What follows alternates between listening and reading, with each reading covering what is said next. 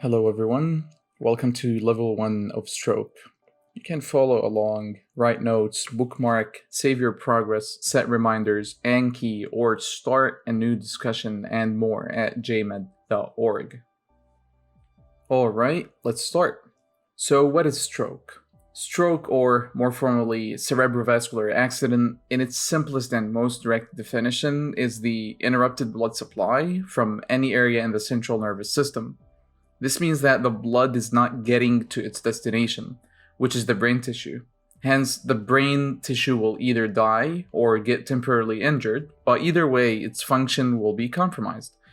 There are many details surrounding the pathophysiology of stroke, but the major basic point, and actually the most important message from this video, is to realize that we have two completely opposite causes of stroke: ischemic and hemorrhagic.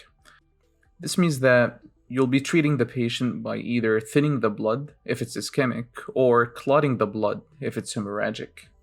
In other words, your choice of thinning or clotting is shifting the balance from one end to the other, and depending on which direction you choose, you are either going to save the patient or kill them. So how can we tell the difference? Let's start by looking at the presentation of the patient. The typical presentation can be summarized in the FAST mnemonic.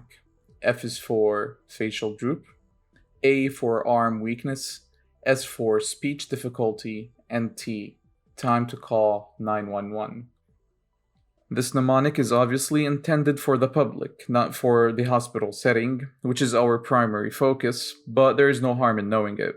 What you need to keep in mind is that this constellation of signs and symptoms, while typical, is by no means the only one, and more importantly, you should never use any constellation of signs and symptoms whatsoever to distinguish between an ischemic and hemorrhagic stroke.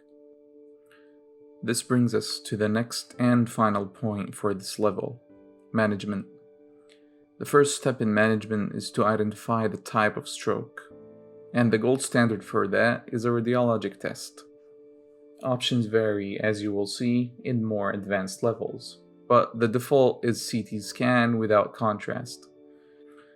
Depending on your findings, you will either treat the ischemic stroke with thrombolytic therapy, or you will treat the hemorrhagic stroke by, well, it's probably best to discuss that in another level.